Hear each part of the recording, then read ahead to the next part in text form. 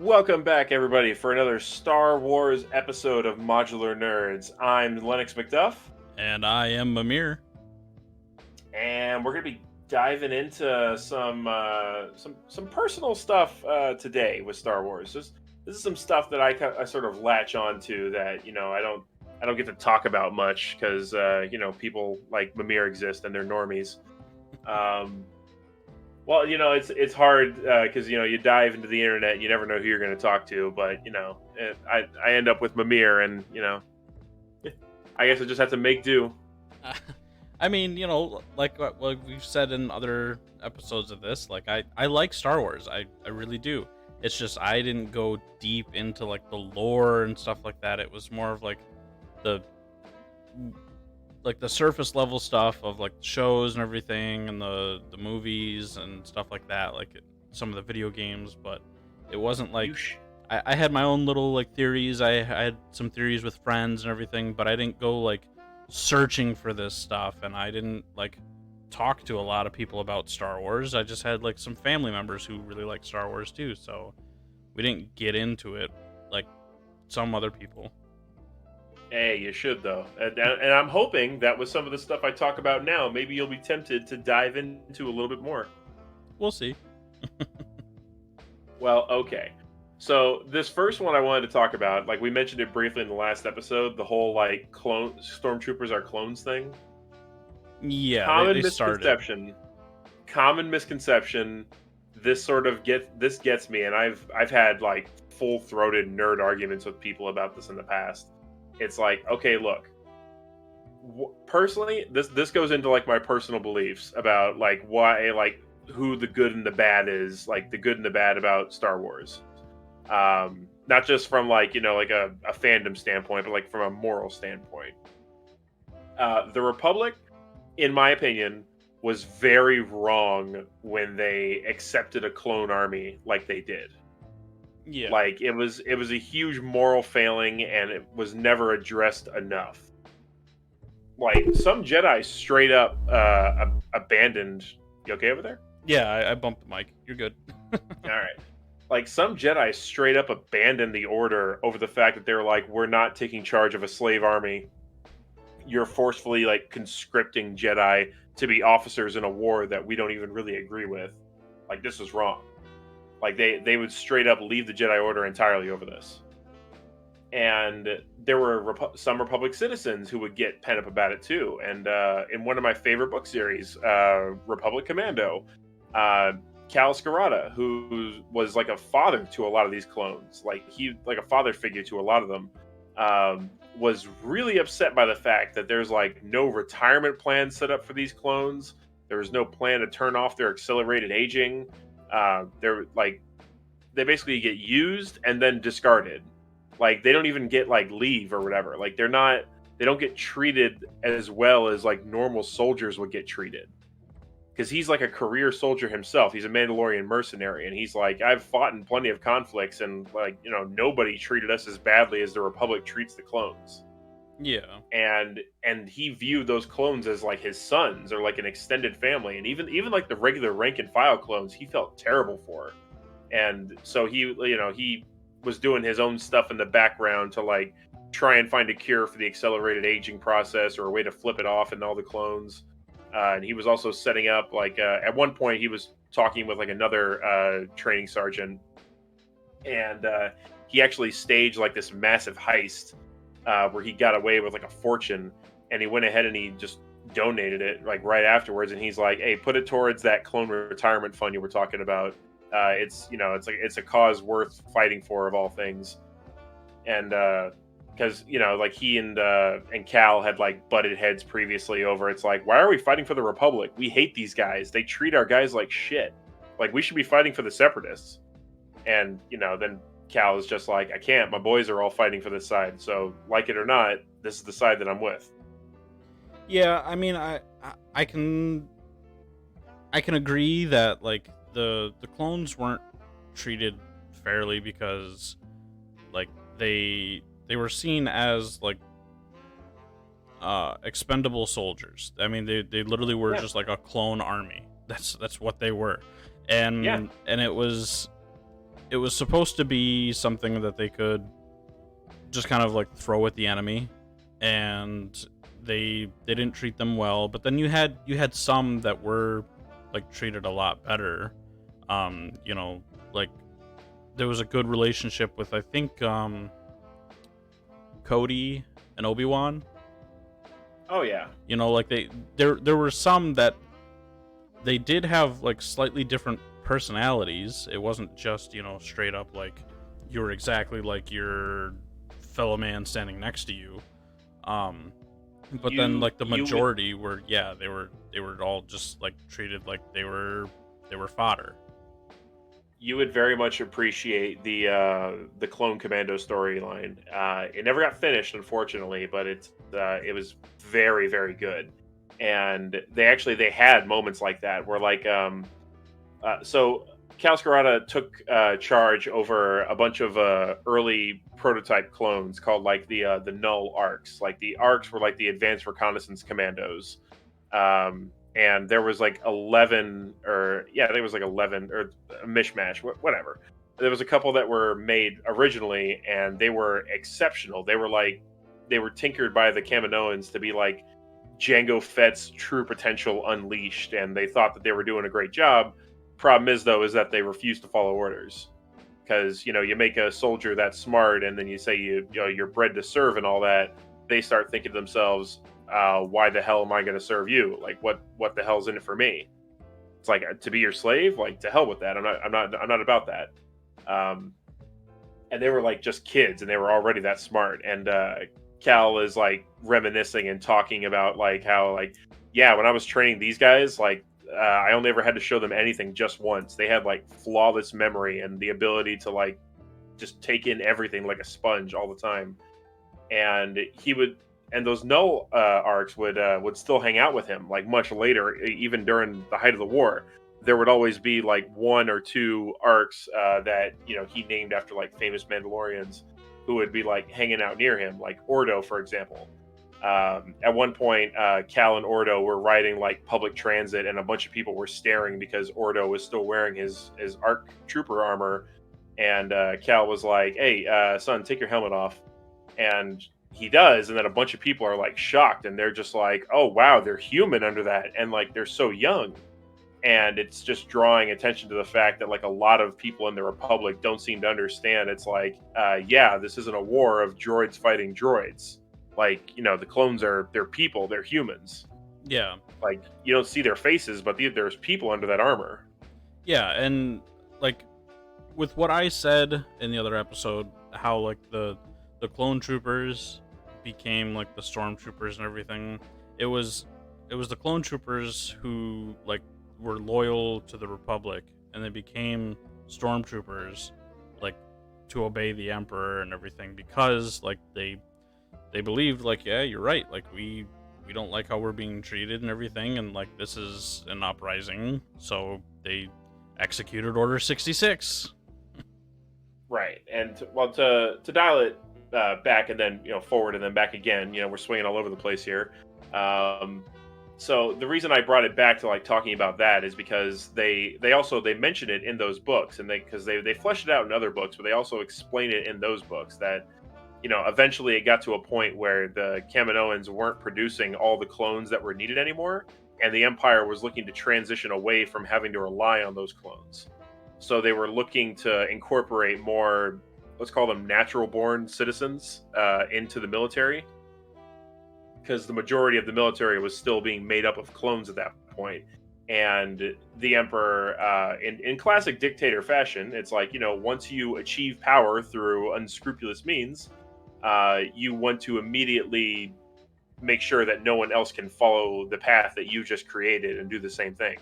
So the Emperor gained control by using clones. He wanted to make sure that no one else could do the same behind his back, or to screw up his plans. Yeah. Which to me that makes perfect sense. Yeah. Like, the dictator will immediately remove the means by which he got into power from ever working again for anybody else. Right. So they had like the mass-produced clones from like a lesser, like the Kaminoans were like A-list clone masters, and like he got like a bunch of like C-listers to like fill in the slots with volume rather or quantity rather than quality, which is how you got like the famous joke about Stormtrooper aim, because early on those clones were basically like they were flash trained, like they didn't have any actual experience. Like all the clones spent 10 years getting trained from childhood on Camino to be the best of the best and hit what they were aiming at with their weapons, for example. Then you cut to these replacement clones that they had towards the end of the war, and these guys basically just got flash trained, and they barely knew how their weapons work, or they barely had any experience actually firing their weapons. Which again led to those. It is a funny explanation for those jokes about like stormtroopers can't aim for shit. Yeah, well, I mean, because like the early stormtroopers were the clone troopers, and they Yes. were good soldiers. And then once they started like recruiting other people, like, and then you have the story of like Finn and everything like that too, like later on, like people being recruited, yeah, people being recruited into like be stormtroopers, and then like the first order like troopers and everything, like they kind of just kept getting like worse. But then you also have like some of the other ones in like the newer movies that are like what the shock troopers and everything that are supposed to be like way better, and I don't know. Well, in the better canon, the Legends continuity, they did talk about how eventually the Empire did get an actual military up and running, and we see that in the original movies too. How not everybody is a clone, like the Navy and the Stormtroopers, like these are people. Like they've been recruited from different places, and like they're just sitting around talking, or like they're carrying out their duties in the background, and they're all individuals. Like we can see that from just the camera panning while someone else walks by. It's like it's not a clone army anymore. And personally, I always thought that was one of the better things that the Empire did, because without diving too deeply into political conversations here, any government that doesn't have a citizenry that feels like it's worth fighting for probably doesn't deserve to exist in the first place. I mean, the part of the fall of the Roman Empire was they started farming out their conflicts to armies for hire, the Goths, for example, and that didn't work out too well for them in the long run. They ended up basically weakening themselves while antagonizing an army that one day would come knocking and say, "Hey, we're the strongest army in town now. Your own army has no experience fighting and can't do for jack. We're your official army, and we don't feel like we've been appreciated enough." So, but that's its whole own argument thing, or its own tangent. But I always felt very strongly that the smartest and best thing that the Empire ever did was they made an actual military that was like a professional military. You had like officers, you had academies, like people wanted to join it too. Like there was paths through like schooling and academies and stuff. Yeah, but that was through propaganda and everything, and it was. Well, that's how a lot of armies recruit. Like propaganda. I know, but it's I still believe that the Empire was wrong and everything that they. Oh, ultimately, yes. Yeah. I didn't want you to like go on like a tangent of like the Empire is great and here's why. Hey, sometimes you have to blow up civilian population centers. It's just part of government. I don't know why everyone thinks that's so controversial. This is gonna turn into a whole like Stormcloaks versus Imperials again. No, yeah, it probably is. But no, so the Empire was a fairly good idea as far as I'm concerned. The Empire was a good idea, but it was being run by jackasses. Like the Emperor was a jackass, and then Vader also didn't give a shit a lot of the time, and that doesn't help. And then he installed people in power who were their own various levels of crazy, selfish, greedy, stupid. Yeah, but it was more so like this is the new law of the land. Like agree with it or be squashed. Well, shit rolls downhill. Like if corruption at the top trickles down, it infects the lower ranks and everything. Yeah, which it doesn't is why help you that had the resistance.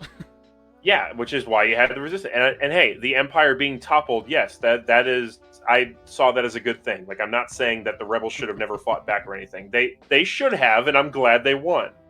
What I am saying is though is that the Empire wasn't composed solely of bad ideas. Like having a standing military, definitely an improvement over the Republic.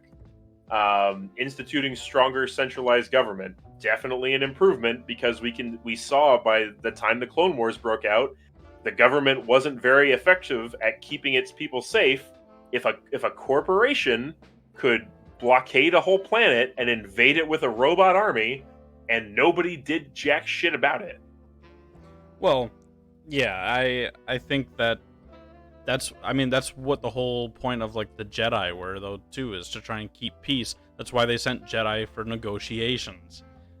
Like that's the whole reason, is like the bad the carrot. Yeah, the bad side fucked up, and they went and blockaded and started all of this when it could have just as easily been like, hey, you guys are having an issue, let's take this to like the council and everything and try and find like a peaceful solution for this. And if they still wanted to do the blockade and all that, then whatever other like bodies of government wanted to step in, like let them step in, and they just kind of keep it between them, like help out where we can. But like I don't think the whole like basically like the parent walking over and separating the two and being like, knock it off, behave, was the right type of solution, which is what I view as the Empire like going in and being like, knock it off, listen to what I tell you because I'm the adult. Like sometimes you gotta let the kids scrap it out. Well, okay. Well, my stance on it is that like you have this huge republic, and they promise safety and prosperity for everyone, and the Jedi, don't get me wrong, sending the Jedi to negotiate is a strong move. It should be viewed as a scary carrot and not a terrible first response. But from what we saw in the movie, that was really their own response. And the Supreme Chancellor, the head of government at the time, only managed to pull that off as like he had to spend political capital in order to make it happen. Like that wasn't the natural government process, and there was no stick to threaten them with at the other end of it. We found that out the hard way too. Like in the lore, they say that there's like a judiciary force that like they're like fucking highway patrol. They're like state troopers. They like they help maintain some order and whatever. They've got a couple of ships. That ship that gets blown up in the beginning of episode 1 actually is meant to be a judiciary ship. But as we can see, not that threatening, especially by comparison to the Trade Federation ships. So we got to a point where like they took over, they blockaded the whole freaking planet, and there was no serious repercussions waiting in the wings for it. Like if the Jedi negotiation failed, basically the response that we saw was, yeah, let's form a committee and talk about it. There was no, like the Trade Federation has stepped out of line, and now there's this, there's an actual like invasion going on. Like territory has been seized illegally by a corporation to an actual client state, like a member of the Senate. Like a Senate world has been invaded and overrun by an invading army, and there's no response to it. I feel like there would have been.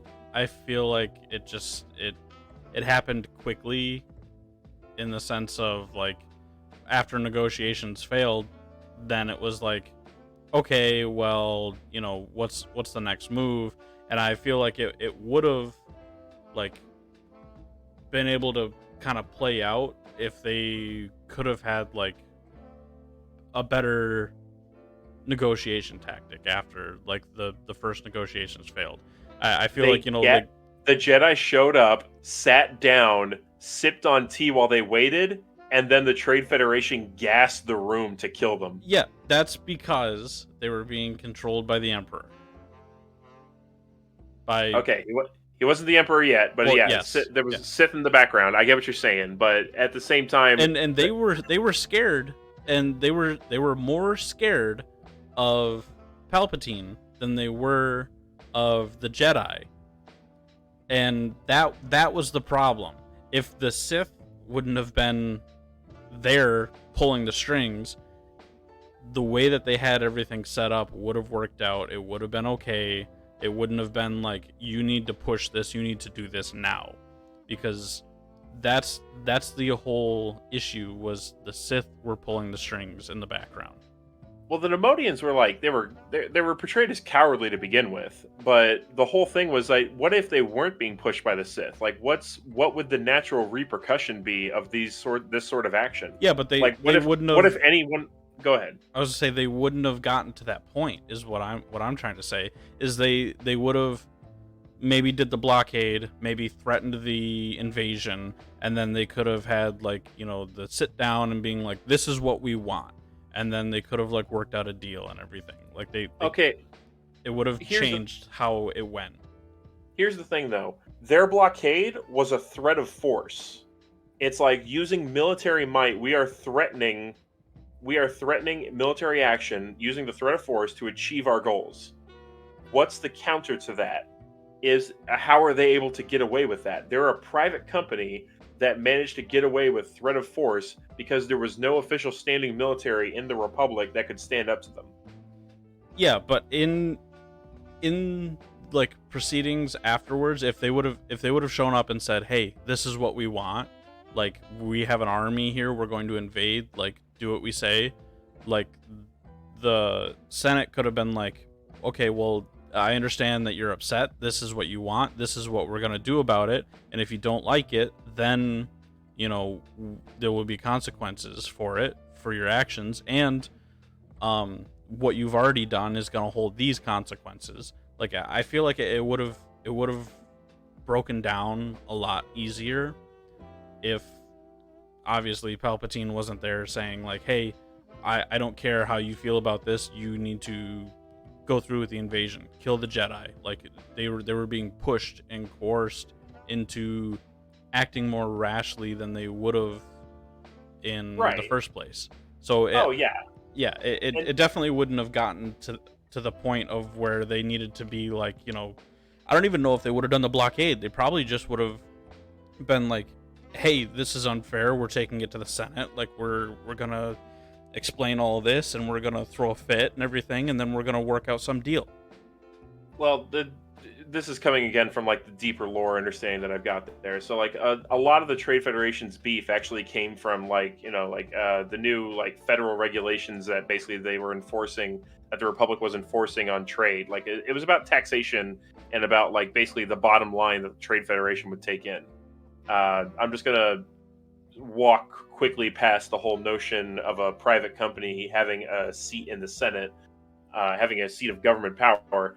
But at the same time, it's like, the fact, like, I'm not saying that like that Palpatine wasn't an antagonist and that he wasn't causing a lot of this bad stuff to happen.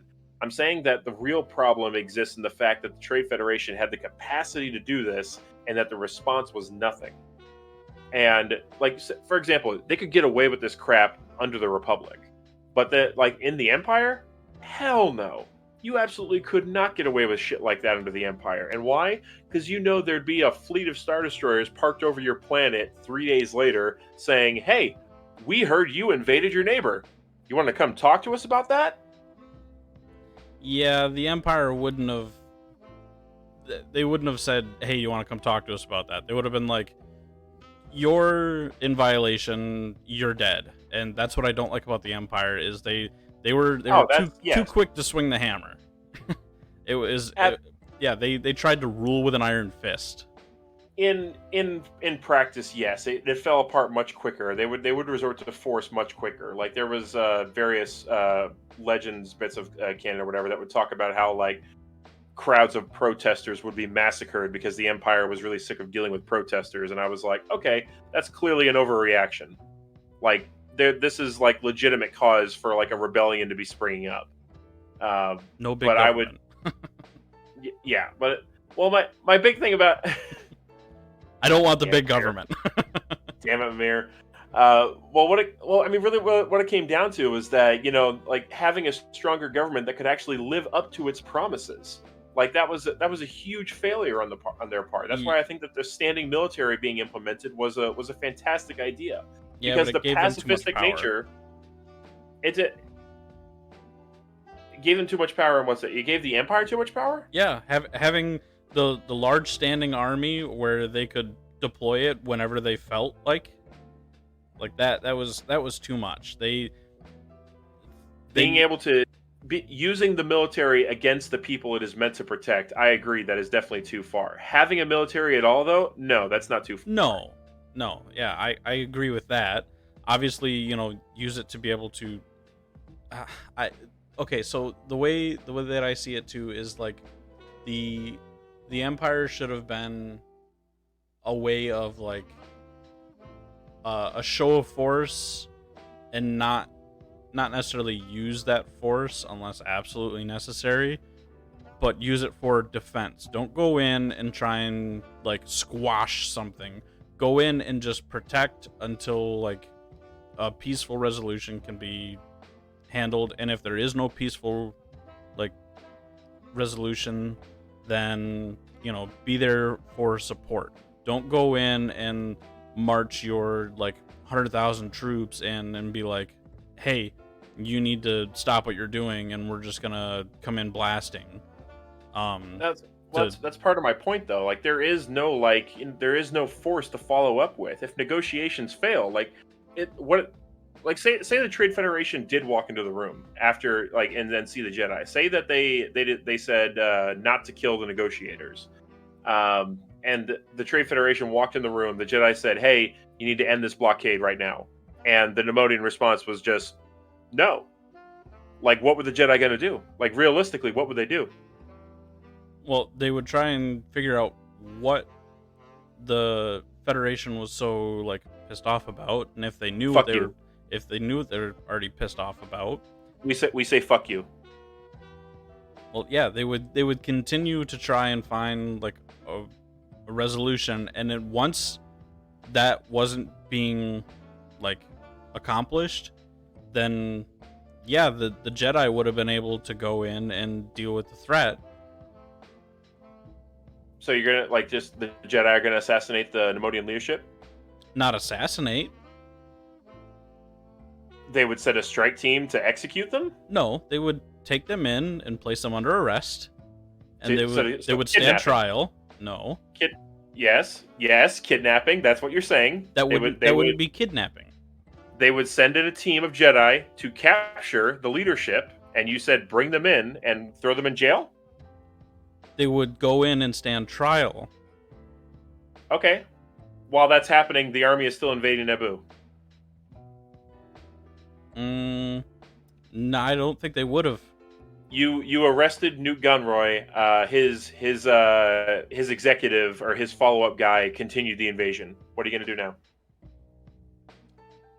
Okay, once the tops would be taken in and arrested and held trial, or they would have a trial held, then they would have more of a cause to go against like the Federation. They would have more. I'm trying to think of the right words for it. I see what you're saying here, and I know you're trying to go for the peaceful solution, but I'm really adamant about the fact that there needs to be like a stick at the other end of the. I am all for taking the peaceful path first, and that we should definitely try and solve these problems legally and without violence. But there also comes the expectation of, okay, if we don't solve this peacefully, what's the outcome? And it's like, from the Trade Federation's point of view, there is no real negative outcome. Because once they executed the invasion, it would take them what, like 2-3 days, like a day or two. They capture the queen, they force her to sign a treaty legalizing their invasion. The Trade Federation waves that treaty in front of the Senate, and then it's all over but the crying. They wouldn't work out that way though, because the Senate wouldn't recognize that treaty as a legitimate treaty, and they obviously would have people go in to protect the queen. Like they had the Jedi there to go help out and rescue the queen. The Jedi were there to negotiate. Yes. They were not ready to. Yes, they didn't go there with the intent to protect the queen. And then the mission changed. So what they would have done is they would have found ways to not basically go in and just like execute or swing the hammer. Like that's what I'm trying to say is they definitely wouldn't have been like, okay, you're not going to listen, well fine, and then smack. No, it wouldn't play out that way, because they would have things set in place where if they weren't listening, okay, we're gonna push back harder. We're gonna push back harder, but it wouldn't get to the point of where it was, the need for them to like say, okay, well, you're not listening. You're not doing exactly what I want you to do. You're not gonna just stop outright. So we're gonna swing the hammer. Like that. That's not the way that it plays out. I see what you're saying. I'm hoping that I'm getting my point across too, where it's like there's at the other end of this, like there is no expectation of there being consequences for their actions. Like what you're talking about is you're talking about like a corporation, like a larger, like a faction, a whole entity like that exists. Like the way that they were acting, it's like they knew what they were doing was wrong, but it's like they just didn't care because they were confident that they could get away with it. Yes, I mean, and then Palpatine even said himself. Palpatine even said himself when he had Padme back in his office, where he was like, "Your Majesty, I'm sorry, but the simple fact of the matter is, we're just going to have to accept Trade Federation control." And that was the Senate's response. Well, that's because of who he was and what he was planning. If it was somebody else in place who didn't have their fingers in the pie, it would have played out differently. The Senate would have giving. That's the level of manipulation he was existing at. He knew like what he was saying was truthful. The best lies are formed around truth, and the truth was that the Senate had to accept Federation control of the system. It's only because he was choosing not to go down avenues to push back because he wanted this to happen. If it was somebody else in power, right? And you have the Trade Federation trying to invade, and then let's say you're one of the underlings of Gunroy, okay, and your boss just got arrested, and you know that if you continue down this avenue of the invasion, that you could be arrested along with all the people working beside you, or they're gonna send in the Jedi and everything to come in and basically stand guard and be like, you're not doing this. Like, what are you gonna do at that point? Because the Senate is gonna take on or they're gonna dispatch like what they can. They're gonna do more than what they are now because they don't have Palpatine in power. So they don't have somebody manipulating them. They're going down the right paths to stop this. Like, what are you going to do at that point if your bosses just got captured, or I guess not captured, but they got arrested, and now you're sitting above the planet waiting to see if you go through with the invasion? What I'm saying though is that really a realistic response or expectation though? Because I mean, we kind of already seen the fact that like you're confident enough to march your army out there and go to war. Is a couple of the guys being like removed from the chain of command, like that's not really enough to stop the whole invasion. That's like eliminate the days where you could kill a few members of the leadership and stop the entire army. Those are way in the past, and those are like even then arguably special circumstances. It's a long time ago in a galaxy far, far away. Well, go to hell.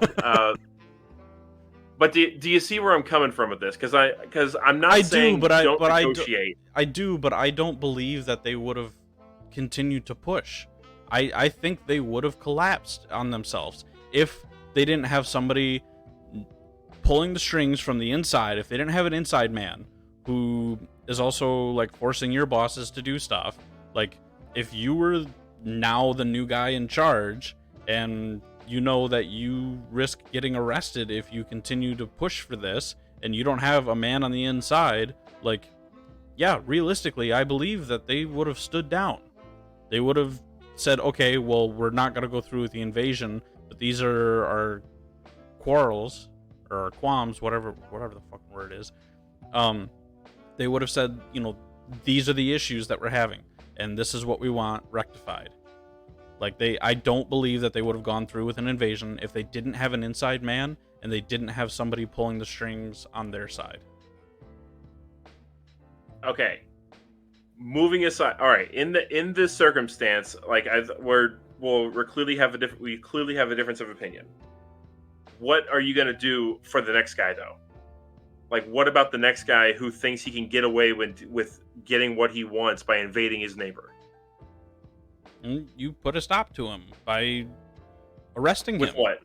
With what? The Jedi? Yeah, you send the Jedi in, and they go Jedi and can't be everywhere, they man. keep.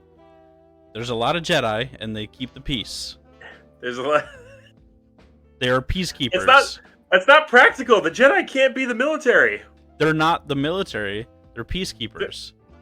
And not having a military is the whole point that the Republic was screwed at the start of the Clone Wars. Well, if you have an overarching military, then all of these planets that have their own governments now have to answer to if the military decides that they want to go in and shut down whatever you're doing. Now, like I said before, the way that the Empire should be run with like a big military like that is to go in and just kind of like basically be a shield for the weaker party until a peaceful resolution can be accomplished. Not that they go in and punch the quote-unquote bad guys until they decide to stop doing what they're doing. It's no, go in, be the shield. Be the shield, not the sword. Now you're just quoting Captain America at me. I didn't know that was a Captain America quote, but I feel like you're just quoting Captain America at me to try and win me over because you know I love Captain America. Okay, well the episode's running kind of long, but like I am still for maybe we'll do another debate episode to get further into this. But my whole point that I was originally trying to get at was that I believe that the Empire, one of the things it did right was have a strong central military to enforce the peace. And I will point out this: in the days of the Republic, slavery existed on Tatooine. Luke Skywalker's growing up on Tatooine. We don't see slavery anywhere. I mean, just saying. I mean, the Hutt cartel still exists, but you know they're not as prominent as they would be otherwise. And I honestly have a hard time believing that Vader in power wouldn't. I mean, true, his hands would be very tied by the Emperor in a lot of stuff that he would want to do otherwise. But I still find a hard time believing that, you know, he wouldn't stamp out, you know, evil wherever he saw it. Just because he's Darth Vader doesn't mean he's not still Anakin Skywalker and has very strong opinions about being able to kill people he doesn't like for doing things he also doesn't like. Yeah, well, that's part of the scariness of it is what if his opinion changes, or what if his opinion is slightly different from yours? And not saying that your opinion's a bad one or that his is a bad one. Like, let's just say you disagree and he's like, you know what? Like, I don't want to deal with this. And now you're dead and all the people you love and care about are crushed because he decided that he didn't like the way that you thought. No, I did point out that, like, I did think that the people running the Empire were out of control, and, you know, obviously being able to just kill whoever you want without consequences is a problem. Like, Vader being able to choke the shit out of senior officers is kind of a problem, too. Like, I mean, I joke about it being funny. It's like, man, don't you wish you could just get away with choking the shit out of your coworkers?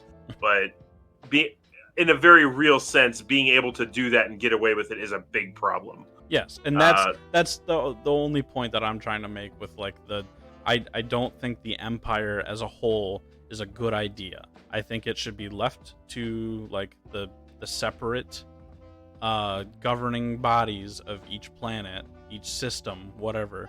Like, they should be in control. Like, basically, no federal, all state. Okay. Well, we're gonna have to disagree. Hey, okay. Well, let's, before this gets weirdly political and topical to current events, let's go ahead and just start cutting this short. But yeah, my big point was I think that the Empire was right with the creation of the centralized military that was able to enforce laws and also act as the stick for when the carrot could not work. Did they use the stick and forget that they had a carrot in the first place? Absolutely. That's part of why the Empire was bound to and sort of needed to fall. But anyway, moving forward. Just I want we both got our points out about this, and I think there's probably another debate in the works now. Yeah. So I mean, if people want to hear more about us going back and forth on like the situation with the Empire and everything, like let us know. It's a fun topic, and we could probably spend quite a long time like going back and forth on different aspects of it and point out different things that happened and different events. But yeah, if you guys want to see more Star Wars stuff, I know we were gonna talk probably a little bit more about some different stuff in this episode, and we kind of got sidetracked. But if you guys want to see more Star Wars stuff, if you want us to dive into any specific topics or anything like that, whatever it may be, whether it's lore, whether it's canon or non-canon, whether it's specifics about planets or characters, whatever, just let us know. Right in the comments below. Make sure to like and share the videos. Subscribe if you haven't. Check out the merch shop. Any final thoughts before we end? Star Wars is awesome. I love talking about it, and yeah, we should definitely play some Star Wars related games in the near future. Yeah, I think we will. I think we got a couple lined up, so we will catch you guys in the next episode. Take it easy.